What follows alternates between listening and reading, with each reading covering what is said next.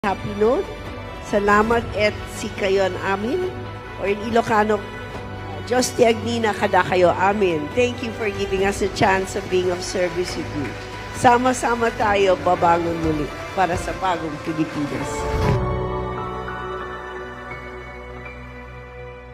Siyam na taon ang nakalipas, nangako kami ng aking may bahay sa inyo. Bayambangenyos, never again shall you worry about your children's education.